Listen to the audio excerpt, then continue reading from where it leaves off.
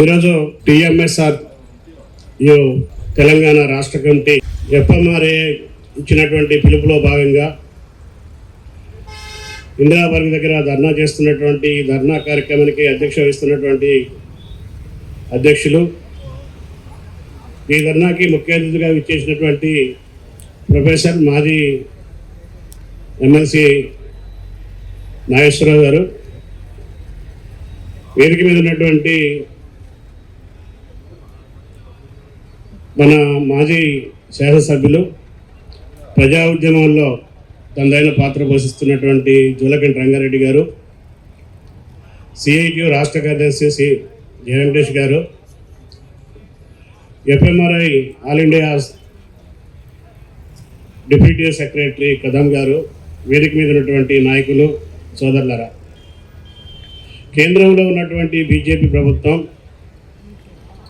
కార్మిక హక్కులను కాలరాస్తూ కార్మిక సంక్షేమాన్ని దెబ్బతీస్తూ కార్మిక చట్టాలని రద్దు చేస్తూ ఈ దేశంలో ఉన్నటువంటి పెట్టుబడిదారులు, ఈ దేశంలో ఉన్నటువంటి పారిశ్రామికవేత్తల యొక్క ప్రయోజనాల కోసం పాకులాడుతున్నటువంటి విషయం మనందరికీ తెలుసు.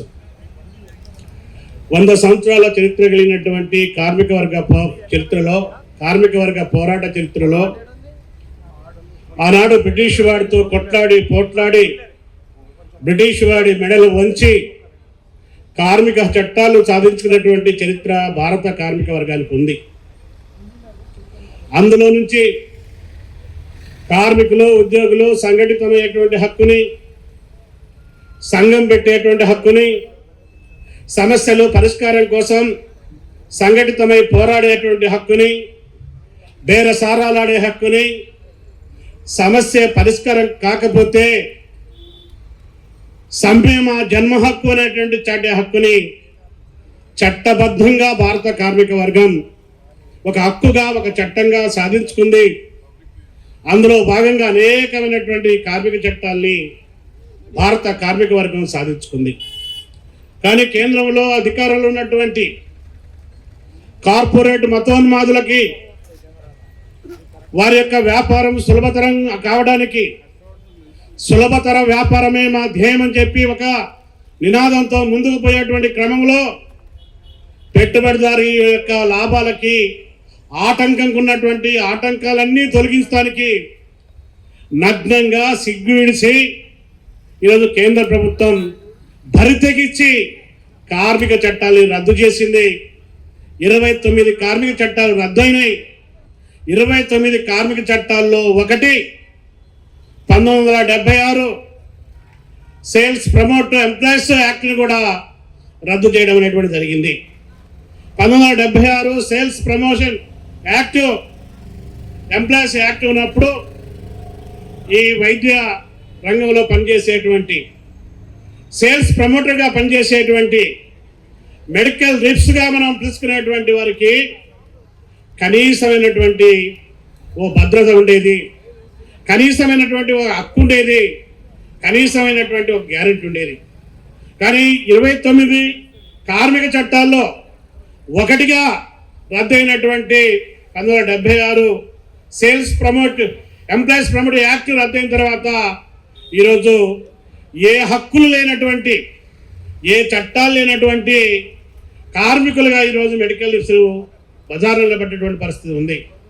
అందుకోసం ఈరోజు చెప్తున్నాం, రద్దు చేసినటువంటి కార్మిక చట్టాలని తిరిగి పునరుద్ధరించాలి.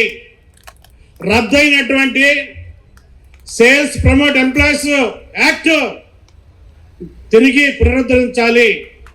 పునరుద్ధరణ కాకపోతే ఆ చట్టంలో మెడికల్ రిప్స్కి ఏదైతే హక్కులు ఉన్నాయో, ఏదైతే భద్రత ఉందో, ఏదైతే భరోసా ఉందో, భరోసా ఉన్నటువంటి అంశాలన్నీ ఈరోజు వారికి చట్టబద్ధంగా నిలబడేటువంటి చర్యలు తీసుకోవాలని చెప్పి కేంద్ర ప్రభుత్వానికి డిమాండ్ చేస్తా ఉన్నాం. 4 లేబర్ కోడ్లు వచ్చినాయి. 4 లేబర్ కోడ్లలో రద్దయినటువంటి చట్టాల్లో ఉన్నటువంటి సారమంతా కూడా తీసేసి పెట్టుబడిదారులకు, కార్పొరేట్ శక్తులకు, ఫార్మా కంపెనీలకి ఉపయోగపడేటువంటి అంశాలని అందులో పొందుపరిచారు. ఎందుకు కార్మిక చట్టాలు అమలు రద్దు చేశారు అని చెప్తే ప్రభుత్వం చెప్తున్నటువంటి వాదన, యాజమాన్యాలు చెప్తున్నటువంటి వాదన, పెట్టుబడిదారులు చెప్పేటువంటి వాదన, ఆ కార్మిక చట్టాలు ఎప్పుడో 100 సంవత్సరాల క్రితం వచ్చినటువంటి కార్మిక చట్టాలు, ఆ కార్మిక చట్టాలని అప్డేట్ చేసినామని చెప్తున్నారు. ఈ కార్మిక చట్టాలు చాలా ఉన్నాయి. ఇన్ని కార్మిక చట్టాల్లో ఏ యాక్టులో ఏముందో, ఏది అమలు చేయాలో తెలవలేనటువంటి గజిబిజి ఉంది. ఈ గజిబిజిని సరళం చేయడం కోసం ఈరోజు ఈ 4 లేబర్ కోడ్లు తీసుకొచ్చినామని చెప్తున్నారు. మీరు సరళం చేయలేదు. మీరు సరళం చేయడానికి బట్టి మరి మార్చలేదు, కుదించలేదు. పెట్టుబడిదారులకి సులభం చేయడానికి, దోపిడీని ఎదుర్చి చేయడానికి ఈ చట్టాలని రద్దు చేశారు. ఈ 4 లేబర్ కోడ్లు వచ్చినాయని చెప్తా ఉన్నాను. ఈ 4 లేబర్ కోడ్లు రావడం ఫలితంగా ఈరోజు సేల్స్ ప్రమోషన్గా ఉన్నటువంటి మనకి ఈరోజు ఉద్యోగ భద్రత కరువైపోయింది. ఈ 4 లేబర్ కోడ్లలో ఉద్యోగానికి సంబంధించినటువంటి విధానాలకు సంబంధించి, ఉద్యోగ భద్రతకు సంబంధించి, ఇప్పుడు మనం ఎక్కడైనా కంపెనీలో పనిచేస్తే ఆ కంపెనీ మనకు అపాయింట్మెంట్ లెటర్ ఇస్తుంది, ఆ కంపెనీ మనకి పర్మనెంట్ ఉద్యోగులుగా పనిచేస్తుంది, ఆ కంపెనీ మనకి పిఎఫ్ ఇస్తుంది, ఆ కంపెనీ మనకి ఈఎస్ఐ ఇస్తుంది, ఆ కంపెనీ మనకి ఆ కంపెనీ గ్రాట్యుటీ ఇస్తుంది. అక్రమంగా మన మీద వేధింపులకి పాల్పడడానికి వీల్లేదు. మనకు 10 గంటలు ఉన్నటువంటి పరిస్థితి, పోరాడి సాధించుకున్నటువంటి 10 గంటలు మనం అమలు చేసుకున్నటువంటి పరిస్థితి. కానీ ఈ 4 లేబర్ కోడ్లలో మన ఉద్యోగానికి ఎసరు పెట్టేటువంటి ఒక అంశాన్ని ఇందులో సృష్టించినటువంటి పరిస్థితి. ఇప్పటిదాకా ఉద్యోగానికి గ్యారంటీ ఉండి, ఉద్యోగానికి పర్మనెంట్ ఉన్నటువంటి మెడికల్ లీవ్స్ ఈ 4 లేబర్ కోడ్లు రావడం మూలంగా ఫిక్స్డ్ టర్మ్ ఎంప్లాయీగా మారుతా ఉన్నారు. ఫిక్స్డ్ టర్మ్ ఎంప్లాయీగా ఈరోజు నియామకాలు జరగబోతున్నాయి. ఫిక్స్డ్ టర్మ్ ఎంప్లాయీ నువ్వు కంపెనీ, ఫార్మా కంపెనీ లేకపోతే మనకు అందరి కంపెనీలో మనం పెట్టుకున్నప్పుడు నీవు ఒక అపాయింట్మెంట్ తిరిగి నీకు అపాయింట్మెంట్ లెటర్ ఇస్తుంది, నీకు అపాయింట్మెంట్ డేట్ ఇస్తుంది. అదే సందర్భంగా నిన్ను తొలగించేటువంటి డేట్ కూడా ఖరారవుతుంది. ఒక అయ్యగారి కాడికి పోయి ఒక ముహూర్తం పెట్టు, ఒక పెళ్లి చేయమని చెప్తే ఆ అయ్యగారు పెళ్లి ముహూర్తం, సావు ముహూర్తం 2 ఒకే రోజు పెట్టేట్టు ఈరోజు మెడికల్ లీవ్స్ కూడా, ఈరోజు అపాయింట్మెంట్, తొలగింపు ఈ 2 కూడా వచ్చేటువంటి పరిస్థితి ఉంది. ఇది అన్యాయం అని చెప్తున్నాం, ఇది దుర్మార్గం అని చెప్తున్నాం. ఫిక్స్డ్ టర్మ్ ఎంప్లాయ్మెంట్ అనేటువంటి దాన్ని రద్దు చేయాలి, మెడికల్ లీవ్స్కి దాన్ని వర్తించేయద్దు అని చెప్పి ఈరోజు సిఐటిగా డిమాండ్ చేస్తా ఉన్నాం. ఏం చెప్తున్నారు? కేంద్రంలో ఉన్నటువంటి బీజేపీ ప్రభుత్వం 2047 వాళ్ళ విజన్ అని చెప్తుంది. రాష్ట్రంలో ఉన్నటువంటి ఇక్కడ ఉన్నటువంటి రేవంత్ రెడ్డి ముఖ్యమంత్రి మా విజన్ 2047 అని చెప్తుంది. అంతకుముందు చంద్రబాబు నాయుడు చెప్పాడు 2020 మా విజన్ అని చెప్పి. అంటే వాళ్ళు చెప్పడం ఏంటంటే వాళ్ళ విజన్ ఏంటంటే వాళ్ళు 2047 వరకు వాళ్ళ అధికారం గ్యారెంటీ అట, వాళ్ళే ముఖ్యమంత్రులాట, వాళ్ళే మంత్రులాట, ఈ దేశాన్ని ఇట్నే దోచుకుంటారట, ఈ దేశాన్ని ఇట్నే కార్పొరేట్ సంస్థలకి తాకట్టు పెడతారట, అమ్మేస్తారట, కార్మికుల యొక్క జీవితాలతో ఆడుకుంటారట. అంటే ఆయన పదవికి గ్యారంటీ తెచ్చుకుంటున్నాడు. నీ పదవికి, నీ విజన్కి ఒక గ్యారంటీ పెట్టుకున్నట్టు నీకు మరి మాకు మేము పనిచేసేటువంటి శక్తి ఉన్నంత వరకు, సర్వీస్ ఉన్నంత వరకు, మా వయసు ఉన్నంత వరకు ఆ కంపెనీలో ఉద్యోగ భద్రత మాకు ఉండొద్దు అని చెప్పి ఈ సందర్భంగా ప్రశ్నిస్తున్నటువంటి పరిస్థితి ఉంది. కాబట్టి ఉద్యోగ భద్రత ఉండాల్సిందే, పర్మనెంట్ ఉద్యోగం ఉండాల్సిందే. రోగి ఎక్కడైనా రోగికి ఎక్కడైనా కానీ మెడిసిన్ కావాల్సిందే. ఈరోజు సేల్స్ ప్రమోటర్గా ఉన్నటువంటి మెడికల్ రిప్స్ ప్రైవేట్ డాక్టర్ల దగ్గరికి పోయి ఆ మెడిసిన్ ప్రమోట్ చేయాలన్నట, కార్పొరేట్ హాస్పిటల్ కాడికి పోయి ఆ మెడిసిన్ ప్రమోట్ చేయాలన్నట. గవర్నమెంట్ హాస్పిటల్ మాత్రం ఈ మెడికల్ రిప్స్కి ప్రవేశం నిషేధం అట. ఈరోజు కొత్త ప్రయోగాలు జరుగుతున్నాయి, కొత్త ఆవిష్కరణలు జరుగుతున్నాయి, కొత్త శాస్త్రవేత్తలు కొత్త మందులు కనిపెడుతున్నారు. ఈ మందులు డబ్బున్నటువంటి వాళ్ళకి లేకపోతే కార్పొరేట్ హాస్పిటల్లో వైద్యం అందే వాళ్ళకే ఈ మందుల గురించి తెలవాలా, ఈ మందులు అందుబాటులోకి రావాలా, ఈ మందులు ప్రైవేట్ డాక్టర్లకే ఈ దగ్గరగా ఉండాలా, లేకపోతే గ్రామీణ ప్రాంతంలో లేకపోతే మారుమూల ప్రాంతాల్లో ఉన్నటువంటి హాస్పిటల్లో వైద్యం చేసుకునేటువంటి ఎస్సీలకు, ఎస్టీలకు లేకపోతే వ్యవసాయ కార్మికులకు, అసంఘటిత కార్మికులకి ఈ మందులు అందే పద్ధతిలో గవర్నమెంట్ హాస్పిటల్లో డాక్టర్లని మోటివేట్ చేసేటువంటి అవకాశం ఎందుకు ఇస్తలేవని చెప్పి అడుగుతా ఉన్నాం. ఇది అన్యాయం. కాబట్టి సేల్స్ ప్రమోటర్గా ఉన్నటువంటి మెడికల్ రిప్స్ ఎక్కడికైనా పోయి ఆ మందుల్ని ప్రమోట్ చేసేటువంటి అవకాశాన్ని కల్పించాల్సినటువంటి బాధ్యత ఈ ప్రభుత్వం మీద ఉంది. కాబట్టి ఆ పద్ధతిలో వ్యవహరించాలని చెప్పి ఆ పద్ధతిలో ఈ ఆంక్షల్ని ఎత్తేయాలని చెప్పి సిఐటి డిమాండ్ చేస్తా ఉంది. ఈరోజు పని గంటలు విపరీతంగా పెంచుతున్నారు, టార్గెట్లు పెడుతున్నారు, టార్గెట్లు అచీవ్ కానటువంటి మెడికల్ ని మెమోలు ఇస్తున్నారు, వేధిస్తున్నారు, తొలగిస్తున్నారు. ఈరోజు అక్రమంగా వాళ్ళని అరాచకాలకి ఈ కంపెనీ యాజమాన్యాలు ఈరోజు పాల్పడుతున్నటువంటి పరిస్థితుంది. ఈ పాల్పడడానికి కారణం ఈ కంపెనీ యాజమాన్యాలకి, కంపెనీ ఫార్మా కంపెనీలకి, కంపెనీ ఏజెన్సీలకి ఈ దమ్ము ధైర్యం ఉండడానికి కారణం వీళ్ళకి అండగా ఉండేటువంటి ప్రభుత్వాలు ఈరోజు కేంద్రంలో ఉన్నది, రాష్ట్రంలో ఉన్నటువంటి పరిస్థితి ఉంది. వాళ్ళని చూసుకొని కొమ్ములు వీళ్ళకి వస్తున్నటువంటి పరిస్థితి ఉంది. ఈ సందర్భంగా లేబర్ కోడ్లు అమల్లోకి వచ్చినటువంటి ఈ కాలంలోనే కేంద్ర ప్రభుత్వం 4 లేబర్ కోడ్లు అమలు చేస్తానికి కేంద్ర ప్రభుత్వం రూల్స్ ని గెజిట్ చేసినటువంటి ఈ కాలంలోనే కేంద్ర ప్రభుత్వం బాటలోనే మేము కూడా పోతాం, మేము కూడా తెలంగాణలో కూడా ఈ లేబర్ కోడ్లు అమలు చేస్తామని చెప్పి మన రాష్ట్ర ప్రభుత్వం కూడా ఈ 4 లేబర్ కోడ్లకి అమలు చేయడానికి డ్రాఫ్ట్ రూల్స్ ని అందురోజు జారీ చేసినటువంటి ఈ కాలంలోనే ఈరోజు కార్మిక వర్గం కన్నెర్ర చేసింది. ఫిబ్రవరి 12వ తారీఖున దేశవ్యాప్తంగా 20 కోట్ల మంది కార్మికులు ఈ విధానాల్లో వెనక్కి తీసుకోవాలి, 4 లేబర్ కోడ్లని అడ్డుకోవాలని చెప్పి దేశంలో 20 కోట్ల మంది సమ్మె చేసి ఈ ప్రభుత్వాలకి ఒక హెచ్చరిక చేశారు. అయినా కానీ వాళ్ళ పోకడ అడగానే ఉంది, వాళ్ళ దారి ఎలాగానే ఉంది.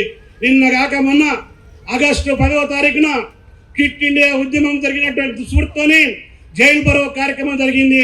దేశవ్యాప్తంగా 10 లక్షల మంది కార్మికులు జైలు బరోని నిర్వహించారు, జైలు బరో పాల్గొన్నారు.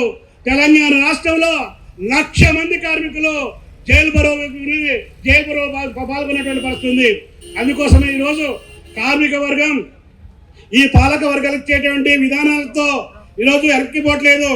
కార్మిక వర్గం పోరాటాలకు వస్తుంది, కార్మిక వర్గం ఉద్యమాలకు వస్తుంది, కార్మిక వర్గం పోరాడిన దగ్గర విజయాలు వస్తుంది, కార్మిక వర్గం పైచేయి వస్తుందని చెప్పి ఈరోజు చరిత్ర చెప్తున్నటువంటి పరిస్థితి ఉంది. ఢిల్లీ సరిహద్దుల్లో నోయిడా ప్రాంతంలో ఆ రాష్ట్రాల్లో ఉన్నటువంటి రాష్ట్ర ప్రభుత్వాలు కనీస వేతనాల సవరణ చేయనటువంటి కారణంగా, కార్మిక చట్టాలు అమలు చేయనటువంటి కారణంగా, పని గంటల్ని 12 గంటలు 11 గంటలు అమలు చేస్తున్న దాని కారణంగా ఢిల్లీ సరిహద్దులో ఉన్నటువంటి పారిశ్రామిక వాడలో ఒకేసారి 50,000 మంది సమ్మెలకు వచ్చినటువంటి పరిస్థితి ఉంది. ఆ సమ్మె తర్వాత 4,000 మంది మీద కేసులు పెడితే ఆ 4,000 మంది కేసులోకి పోయారు, జైల్లోకి పోయారు. అయినా కానీ అక్కడ పోరాటం ఆగలేదు, పోరాటం కొనసాగింది. ఆ పోరాటానికి దేశవ్యాప్త కార్మిక వర్గం మద్దతు పలికింది. ఆ రాష్ట్ర ప్రభుత్వాల్లో కనీస వేతనాల సవరణ జరిగింది, చట్టాలు 10 గంటలు అమలు చేస్తామని చెప్పి 8 గంటలు అమలు చేస్తామని చెప్పి రాసుకోవడం అనేది జరిగింది. నిన్న కాక మొన్న హైదరాబాద్లో జీడిమెట్ల పారిశ్రామిక ప్రాంతంలో 350 మంది ఫిక్స్డ్ టర్మ్ ఎంప్లాయీస్ తిప్పాలని, నాకు ఉద్యోగ భద్రత కావాలి, పర్మనెంట్ కావాలి, ఫిక్స్డ్ టర్మ్ విధానం రద్దు కావాలని చెప్పి 13 రోజులు సమ్మె చేశారు. బాలనగర్లో ఉన్నటువంటి MTAR కంపెనీలో 13 రోజులు సమ్మె చేశారు. సమ్మె చేసేందుకు ఆందోళన పాల్గొనేందుకు 132 మందికి ఆ కంపెనీ టర్మినేటర్ లెటర్స్ ఇచ్చింది, తొలగింపు ఇచ్చింది, సెటిల్మెంట్ చేసి ఆ 132 మంది బ్యాంక్ అకౌంట్లో ఫైనల్ సెటిల్మెంట్ గా డబ్బులు కూడా వేసేటువంటి పరిస్థితి ఉంది. దానికి తోడుగా సిఐటి రంగంలో దిగింది, ఆ పోరాటానికి అండగా ఉంది, ఆ పోరాటం నడిపించింది, మొత్తం కార్మిక వర్గాన్ని MTAR కి అండగా నిలబెట్టింది.